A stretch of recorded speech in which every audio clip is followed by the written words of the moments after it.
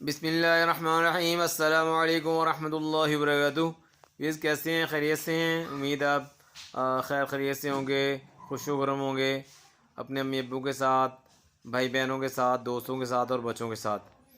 تو آج میں آپ کو ایک امتحانی جو پیپر ہوتے ہیں، امتحان جو ہوتا ہے، اس میں پاس ہونے کے لیے، اچھے نمبروں کے لیے بڑا ہی شاندار نسخہ بتا رہا ہوں۔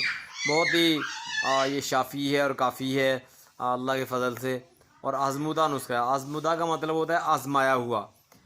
تو یہ ہے لیکن تھوڑا سا لمبا ہے، اس کو آپ نے اپنی زندگی میں لے آنا ہے۔ امتحان جب ہونے ہوں تو ان سے پہلے آپ نے اس کو کرنا شروع کر دینا ہے۔ ویسے اگر ہمیشہ زندگی کا اصول بنا لیں تو انشاءاللہ آپ زندگی کے ہر مقام پر اچھے نمبر لیں گے، کامیابی آپ کے قدم چومیں گی۔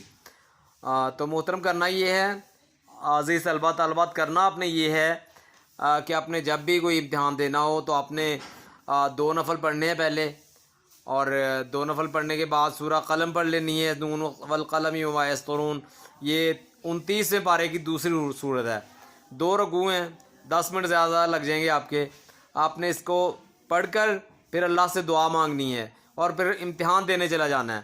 اور جہاں پہ امتحان آپ نے پیپر دینا ہے یا کسی قسم کا انٹرویو ہو یا کچھ اور ہو، تو آپ نے اس سے پہلے تھوڑا سا اور ایک عمل کر لینا ہے کہ اول آخر درود شریف پڑھ کے الحمدللہ رب العالمین پوری صورت کو پڑھ لینا ہے، تو اور پھر آخر میں پھر درود شریف پڑھ لینا ہے، اور پھر آپ نے انٹرویو یا پیپر کوئی بھی چیز اس کو اپنے حل کرنا ہے۔